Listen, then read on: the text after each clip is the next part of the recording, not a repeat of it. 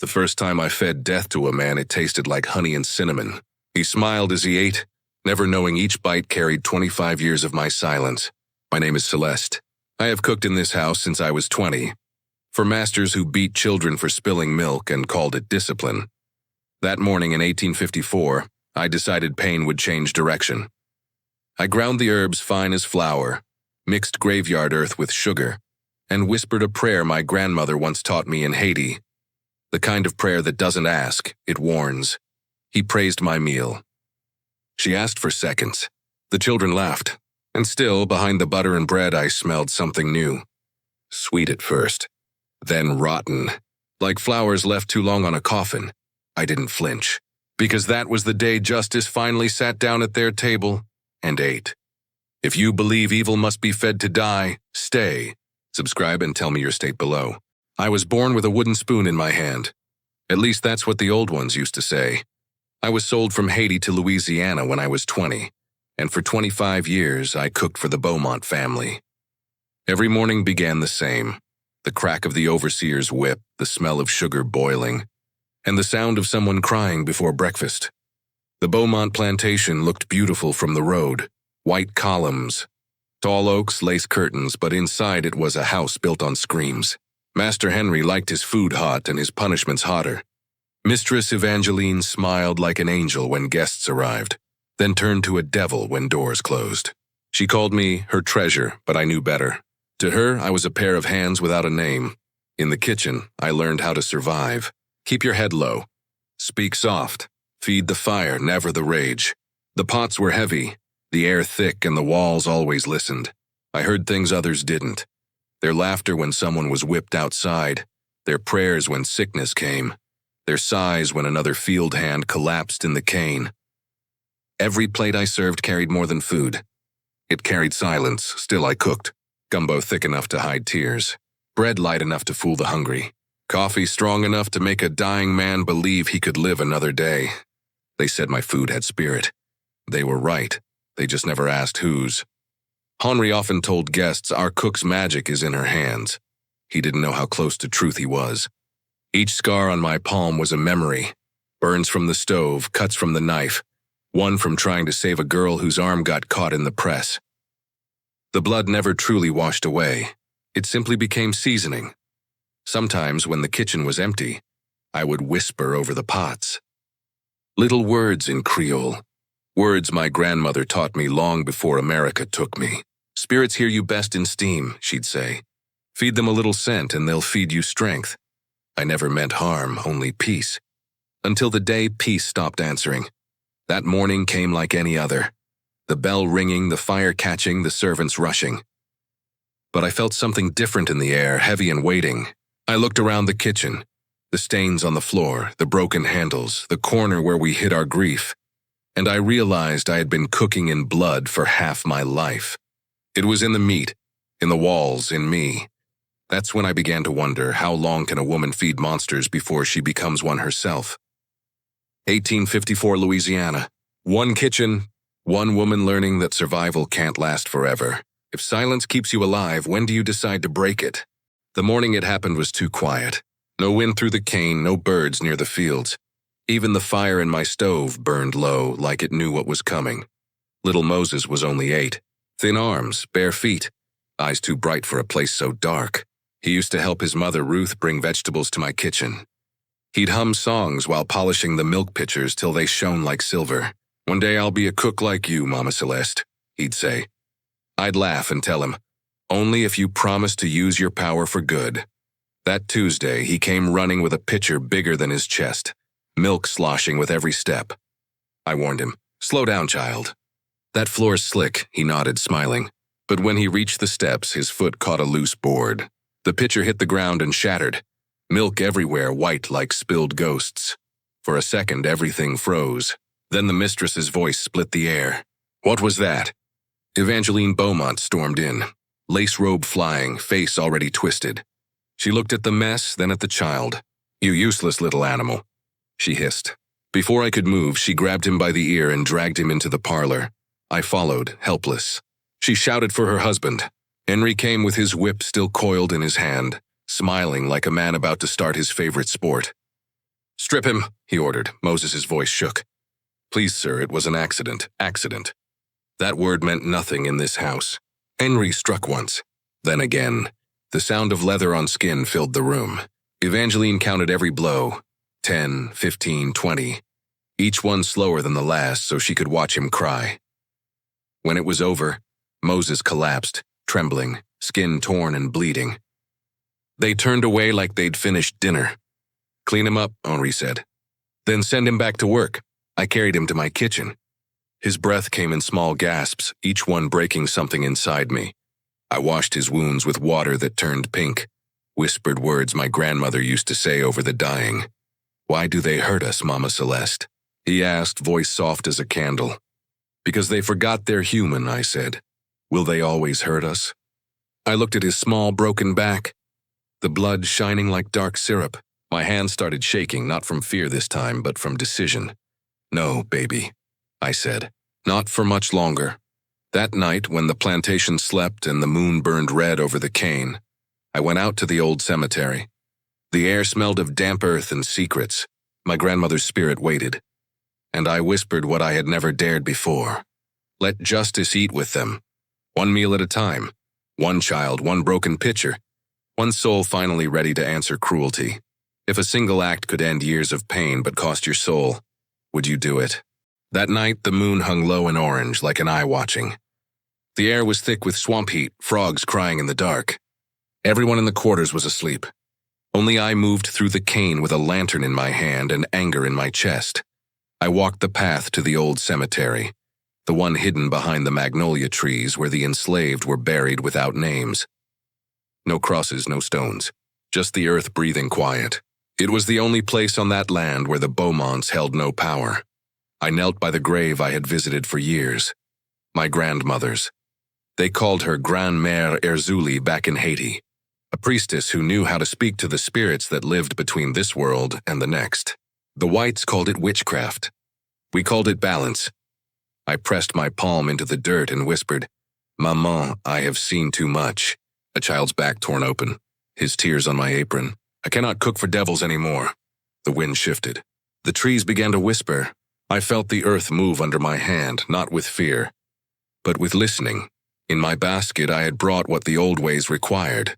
A bowl of rum, herbs from the garden, soil from the steps where Moses's blood had dripped, and one drop of my own. Blood for blood. I drew a circle in the dirt and lit 3 candles. Their light flickered like breathing. I began to chant the words Grand-Mère had taught me long ago. Creole mixed with French, prayer mixed with power. Spirits of the lower world, hear me. I do not ask for vengeance. I ask for balance. Let those who feast on pain taste it themselves. Let the hands that spill blood carry its stain. The wind rose. The ground hummed. My hair lifted like the air had turned electric. Then I heard them, the whispers, soft, close, hundreds of voices weaving through the trees. Some sounded like men who had died in the fields, some like women who had cried into their children's hair. They did not scare me. They guided me. Mix the grave earth, they said. Take from those who harmed you, hair, cloth, nail. Feed them what they gave you. When the candles burned low, I knew the deal was made. The Loa had answered. I gathered the dirt into a pouch, tied it with red thread, and pressed it to my heart. As I walked back through the cane, the night felt different, heavy but calm, like a storm that had chosen its target. I didn't know what price I'd pay. I only knew one thing. The next time I cooked for the Beaumonts, the spirits would be watching from my kitchen. 1854, Louisiana. A graveyard wakes. A cook becomes a vessel. If justice asked for blood, yours or theirs, which would you give? Dawn came quiet, too quiet for a Louisiana morning. No roosters, no laughter from the yard. Just fog clinging to the sugar cane and the sound of my own heart beating in my ears. I lit the fire as always, pretending everything was the same. But the air in the kitchen had changed. It was thick, watching, waiting. The spirits were already there. I could feel them moving through the steam that rose from my pots. I laid out the ingredients for breakfast: flour, eggs, butter, coffee, sugar. Simple things. The same things I had used every day for 25 years. But this morning I reached into my apron and took out the pouch from the cemetery, Inside was the earth mixed with herbs, ashes, and a single drop of my blood, the spirit's mark. As I stirred the batter for the bread, I whispered softly, "For every lash, for every tear, let them taste what they've done." The kitchen smelled sweet, too sweet.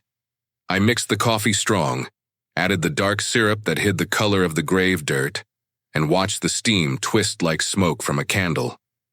When the bell rang, I carried the tray into the dining room. Mistress Evangeline sat in her silk robe, hair pinned high, eyes sharp as glass. Master Henri read his newspaper, pretending to be a man of culture, not cruelty. "Good morning, Celeste," he said without looking up. "The usual?" "Yes, sir," I said, setting down their plates. "Hot bread, chicory coffee, and butter fresh from the churn." He smiled, lifted his cup, and drank. Evangeline bit into the bread and sighed. "Perfect as always. You really are a treasure, Celeste. Treasure. That word again. My stomach turned, but my face stayed calm. I stood by the wall as they ate, the sound of forks scraping plates, the soft hum of satisfaction. They tasted nothing strange. Not yet. The children giggled at the table, unaware of the storm that had just begun. Marie, 14, asked for another slice. I made sure her bread came from the clean loaf. The spirits were not to touch the innocent. When the meal ended, Henri wiped his mouth and said, "You've outdone yourself today." "Yes, sir," I replied. "I live to serve." As I cleared the dishes, the sunlight hit the window just right, and for a moment I thought I saw something in the reflection. Faces in the steam. My grandmother's eyes. The shadows of those long dead, watching, waiting. That night I couldn't sleep. The crickets sounded louder, the air heavier. The curse had been fed, but justice never moves in a straight line. It moves slow, like rot, quiet, patient. And in that silence I whispered, "Let them feel it. Every bite, every breath. Let them rot the way they made others rot. One breakfast, one curse. A smile hiding the beginning of decay. Would you serve revenge if it looked like mercy on a plate?" 3 days passed before anything changed. At first, I thought maybe the spirits had turned their faces from me. Maybe I had done it wrong. But then, at breakfast, Master Henri took one bite of sausage and stopped. His face twisted. "This tastes foul," he said, spitting the food into his napkin. "Like something dead." Mistress Evangeline frowned. "Nonsense. Tastes fine to me." She took another bite and smiled, proud of her perfect table. I kept my head bowed. "I can make something else, sir." "No," he snapped, pushing the plate away. "You'll taste this yourself." I did. Or at least I pretended to. Tasted like it always did. Rich, peppery, hot. But to him it was rotting meat. The spirits had begun their work. That night he couldn't keep food down. By morning he refused to eat at all. The doctor came, poked at his stomach, checked his pulse, and said the same useless words all white doctors said. "Nothing's wrong that I can see. Nothing that he could see." But I could. I saw Henri's eyes sink deeper each day. His skin turn yellow like old parchment. His voice go soft as paper. Evangeline tried to keep up appearances, but soon she started losing her golden hair. At first just strands on her pillow, then clumps. Her nails cracked and bled. Her gums swelled and turned black at the edges. The smell came next. Not strong at first. Sweet, almost floral, like sugar gone bad. Then heavier. The smell of rot that clung to their skin, to their bed sheets, to their prayers. The house servants began whispering. The fields went quiet. No one dared laugh or sing near the big house anymore. The Beaumont's power was breaking piece by piece. Henri, weak and shaking, still tried to give orders. He shouted for me one evening, his voice trembling. "Celeste! You've cooked for me for years. Tell me, what's wrong with me? With my wife?" I folded my hands. "I don't know, sir. Maybe it's the heat. Or maybe it's something you've eaten." He stared at me for a long time, as if he could see the truth behind my eyes. But the spirits protect their own. He looked away first. Evangeline began to hide in her room. She wrapped scarves around her head, painted her lips red to hide the gray of her skin. I could hear her crying when she thought no one was listening. The cane fields grew taller, the air thicker. But inside that grand house, everything was dying. Not just their bodies, but their pride, their laughter, their control. And for the first time in 25 years, I cooked in peace. No shouting, No whip cracking outside my window. Just quiet. The kind of quiet that only comes when evil begins to rot. 1854, Louisiana. The master's appetite fades, and the house begins to stink of justice. If cruelty started rotting before your eyes, would you call it sickness or justice? By the second week, the Beaumont house no longer smelled of perfume and polished wood. It smelled like a tomb pretending to be a home. Henri couldn't keep water down. His hands shook so badly he spilled every cup he lifted.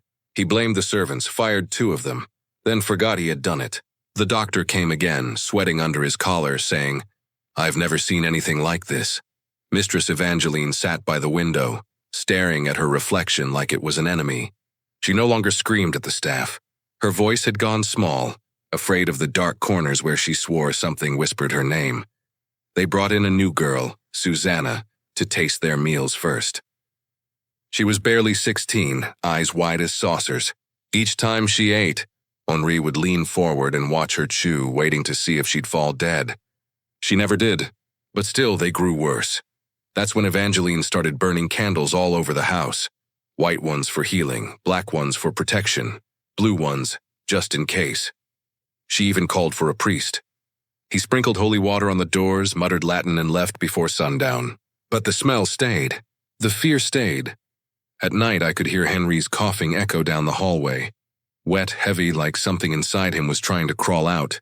Sometimes he shouted in his sleep, begging unseen hands to stop touching him. Marie, their daughter, began spending more time in the kitchen. She was 15 now. Quiet, polite, with her mother's hair and her father's eyes, though softer somehow.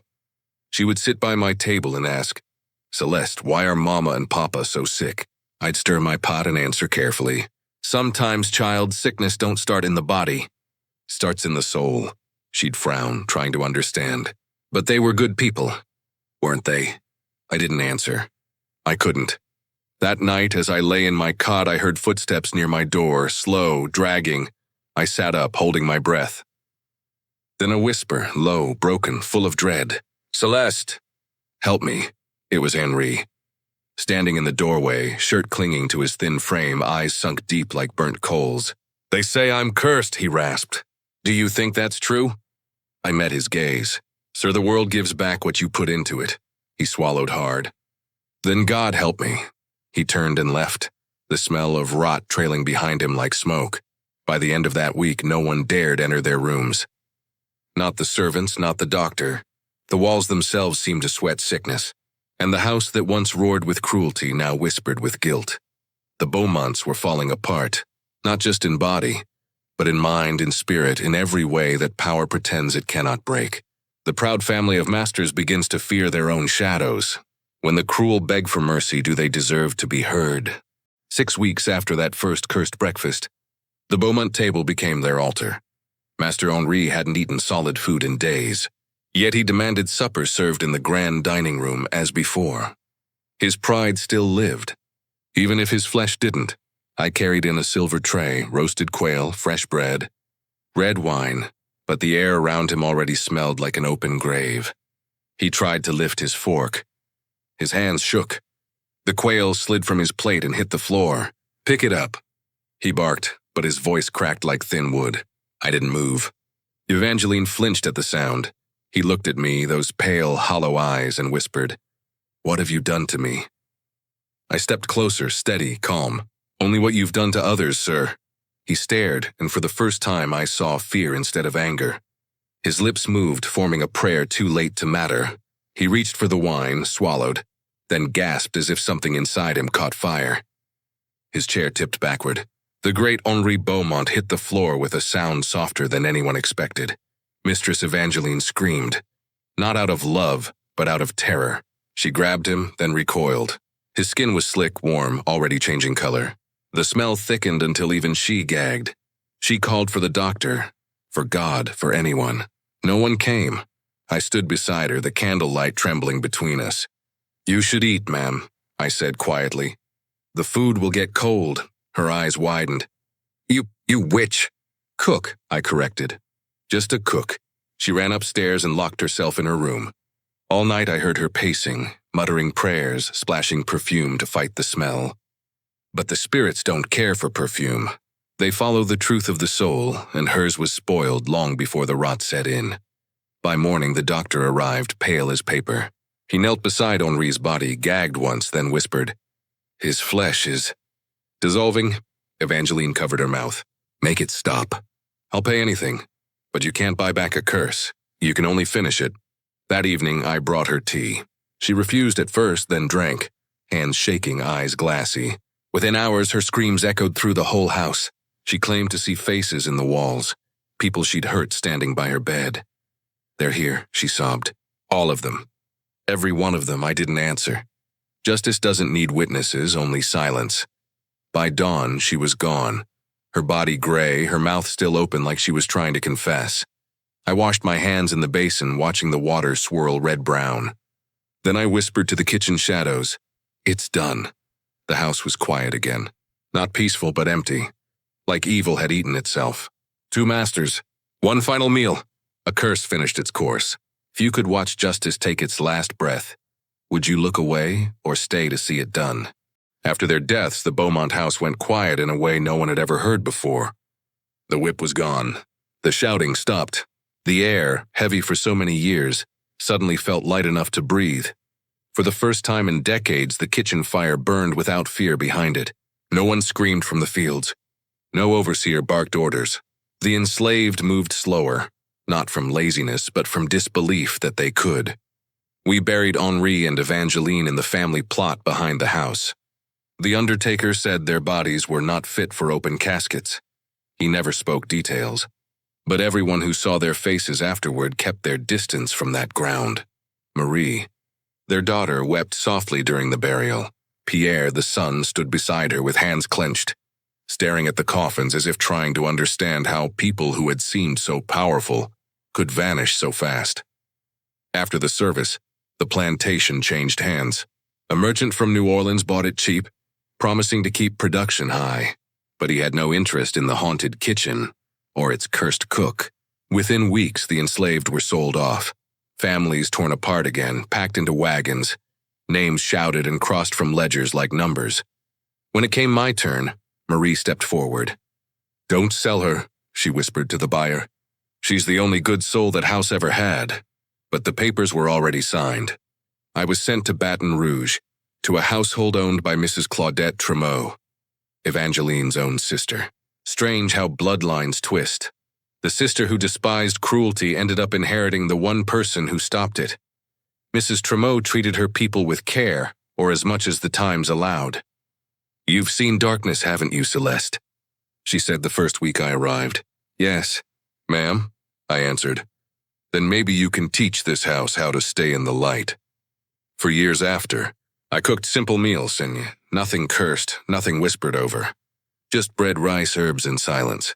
But the spirits still visited in dreams. Sometimes I'd see Henri's face, half gone, or Evangeline's eyes begging from behind the veil. Other nights I'd see little Moses smiling, his back healed, his laughter bright. Those were the nights I knew justice hadn't gone to waste. Moses grew strong. The last time I saw him, he was helping other children read in a church school by the river. "You did it, Mama Celeste," he said, hugging me tight. "They don't hit nobody here." I smiled, though my hands shook. I knew the price of what I'd done would never stop echoing. But seeing that boy safe, and that was enough. The Beaumont house rotted slow after that. The new owner said the food spoiled in the pantry for no reason, that the walls wept during storms. He left after 1 season. No one stayed long after him. Justice, I learned, doesn't end. It lingers. The whips fall silent, but the land remembers. When evil finally dies, does peace truly begin, or just sleep? Years passed, and the curse that freed me began to feel like a chain of its own. I still cooked, still prayed, still smiled when spoken to. But something inside me had changed. The same hands that once mixed butter and flour had mixed blood and grave dust. That kind of work leaves marks you can't wash away. At night, I'd dream of the cemetery again. The candles burning low, the whispers twisting through the moss. Only this time, they called my name, not to thank me, but to remind me what I owed. The Loa never take without asking, but they never give without cost. Sometimes I'd wake with the taste of iron on my tongue, the scent of rot in my sheets. My hair turned gray before its time. My bones ached like I was carrying someone else's memories. Maybe I was. The people around me saw only the healer I had become. They came with fevers, with burns, with broken hearts. "Mama Celeste," they'd say, "you have the touch." And I did. But healing and harming are cousins. Both draw from the same well. One night a field hand came to me, asking for a charm to punish a cruel overseer. I looked at his trembling hands, his eyes full of hate, and saw myself years ago. I told him no. "That road don't end where you think it does," I warned. "You'll win, but you won't rest." He didn't understand, not then. Voodoo until it's too late. Sometimes I'd stand by the river at dusk, watching the water carry the day's light away. I wondered if Henri and Evangeline's souls had ever found peace, or if they still wandered that plantation, smelling of their own sin. Maybe justice had freed me, but it also tied me to them forever. The spirits whispered less as I grew older, but when they did, their voices were colder. They reminded me power is never free. It feeds on what you love most. I had used mine to save a child, and it had taken pieces of me in return. Still, I could not say I regretted it. I'd rather carry the weight of two guilty souls than the silence of a world that let them thrive. One evening, as the sun sank low, I lit a single candle in my kitchen, the same way I did the night I first called the Loa. I whispered, "Thank you," for listening, for ending what I couldn't. The flame bent toward me as if the spirits nodded. I understood then I wasn't punished. I was changed. Justice had marked me so that I would never forget what it cost to make the world right. Power answered her call, but every blessing carries a shadow. If justice demanded a piece of your soul, how much would you give? By the time I turned 60, my hair was silver, my hands thin as paper, but my kitchen still smelled of thyme and coffee every morning. The war had come and gone. Slavery had ended, on paper at least. I was free now, though freedom feels smaller when it comes late. I lived in a small wooden house in New Orleans near the river where steamboats hissed and church bells carried across the water. People came to me for herbs, for blessings, for healing. They called me Mama Celeste, not as property now, but as respect. One afternoon, my granddaughter, little Celeste Marie, came to visit. She was 16, sharp-eyed and curious, always asking about the old days. She had never known chains, and I wanted to keep it that way. But she was growing into a woman, and women in my family don't live easy with silence. "Grand-mère," she said as we shelled peas on the porch, "people say you once used dark power. Is it true?" I looked at her, so young, so alive, and saw the question she was too kind to ask. Was it evil? "Child," I said softly, "power is like fire. It can cook your food or burn your house. Depends on the hands that hold it. But you hurt people with it." I took a slow breath. I stopped people who were hurting others. "Sometimes justice needs fire too." She was quiet, thinking, fingers moving slow. "Do you regret it?" I looked out at the river, the sky fading gold. "I regret that it was needed," I said, "but not that I did it." She nodded, eyes bright with understanding she shouldn't have needed so young. Then she asked, "Would you teach me?" "The old ways," I smiled. "Only the parts that heal. The ones that feed life, not take it." Her face lit up. "Like you do now?" "Yes, child," I said. The spirits don't just punish, they protect. They remember, and they pass their memory through us. That's our duty now. The wind shifted. I felt my grandmother's presence, faint and warm, like a hand resting on my shoulder. I knew then the line was unbroken. From her to me. From me to this child, power reshaped, not in anger but in wisdom. That evening, I showed her how to grind herbs and say prayers over water, how to bless a home with smoke, how to listen when the night itself speaks. She looked at me and said, "So justice can be gentle too." I smiled. Sometimes it has to be, or the world forgets what mercy feels like. The curse fades, but the lesson endures. A new generation learns balance over vengeance. If you could teach your child one thing, mercy or justice, which would you choose? It was 1885, 31 years after the curse, when a knock came at my door. By then my hands trembled when I cooked, and my hair had turned the color of ash. The house was quiet except for the sound of the river beyond the levee. When I opened the door, a young woman stood there dressed in a traveling coat too fine for the heat. Her face was pale, her voice careful. Mrs. Thibodeau, she asked. My name is Evangeline Patterson. The name froze me where I stood. Patterson was her married name, but Evangeline, that was the name of the woman I'd watched rot from the inside out. I believe, she continued, you knew my grandmother, Evangeline Beaumont. The air between us grew still. I saw traces of her grandmother in her. Those same green eyes, but softer, thoughtful. Not cruel, I knew her, I said slowly. What brings you here, child? She held up a small leather book. I'm writing about my family's history. I found records, letters, doctor's notes, stories. But none of it makes sense. The servant spoke of a sickness that wasn't sickness. Some say it was. Voodoo? She waited, studying my face. I gestured for her to come in. She sat at my kitchen table, right where her grandmother had once eaten her last meal. The candlelight flickered between us like an old secret come home. What is it you want to know? I asked. I want the truth, she said. Were they cursed? I looked at her hands, steady and clean. Tell me, Evangeline, why do you need that truth? Because, she whispered, I've spent my whole life wondering if there are evil lives in me. I need to know if the curse was punishment or justice. The river wind moved through the open window, stirring the flame. I thought about all the years I'd carried this story alone. The weight of silence was heavier than any curse. So I told her, everything, the spilled milk, the cemetery, the meal that tasted like honey and death. She listened without blinking, tears running down her face. When I finished, she sat still for a long time. They deserved it, she said finally, voice shaking. God forgive me, but they did, I nodded. Justice doesn't always come from heaven, child. Sometimes it has to rise from the ground. Before she left, she took my hands and said, I'll tell their story right, not to shame you, but so people remember what happens when cruelty thinks it can live forever. And she did.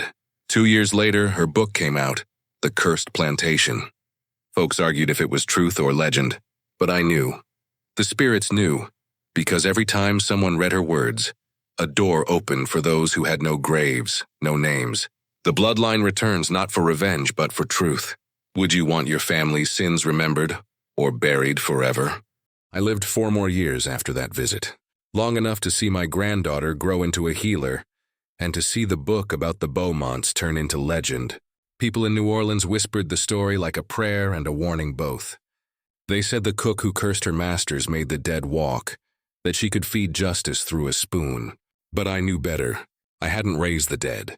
I had just stopped evil from living. By 1889, I was 80 years old. The world was changing. Railroads crossing old plantations. Children of the enslaved learning to read. Churches rising where whip posts once stood. Sometimes I'd walk past the market and hear people retelling my story, not knowing the old woman buying onions was the same Celeste they spoke of. I didn't correct them. Legends do more good than confessions. The old Beaumont plantation had become a school for children of all colors. They said food spoiled fast in the kitchen there, and sometimes teachers heard voices when the wind passed through the sugarcane. Maybe the spirit stayed to make sure no cruelty ever took root again. I like to think so. My last days were quiet. My hands no longer shook when I cooked. Each morning I'd brew a small pot of coffee and whisper to the steam, balance, not vengeance. The same prayer my grandmother once whispered to me. The circle had closed. On the night I felt my breath grow thin, I asked my granddaughter to sit beside me. Child, I said, tell me what you've learned. She smiled softly. That power is not for pride. It's for protection. That justice must be gentle but firm. I nodded. Then I can rest. I closed my eyes and smelled bread baking somewhere far away, the kind that once fed both sinners and saints. I heard my grandmother's voice in the dark. You did well, Celeste. You fed justice until it was full. They buried me near the Mississippi under a magnolia tree. My stone reads in 3 tongues, Celeste Thibodeau, 1809 to 1889. She served justice 1 meal at a time, but that's not where my story ends. Sometimes, when the fog rises from the bayou, folks say they can smell something strange, sweet, like honey and cinnamon, but with something bitter underneath. They say if you follow it to the ruins of the old Beaumont kitchen, you'll hear a woman humming while she stirs an empty pot. And if you listen close, she'll whisper, eat carefully. Every meal has a price, maybe that's just talk. Or maybe justice never really leaves the table. It just waits for the next soul brave enough to serve it. So when you hear about old Louisiana curses and cooks who whisper to spirits, remember this: some fires are meant to cleanse, not destroy. Some hands burn so others can heal. And some stories stay alive because the truth inside them refuses to die. If you're still watching, you care about the buried kind of history, the kind written in blood and forgiveness. Subscribe and tell me, was it vengeance or justice? Because even now, in the silence after the story, the taste of that justice still lingers. One woman, one curse, one legend that turned pain into balance. Do you believe evil can ever truly rot away? Or does it just find new names?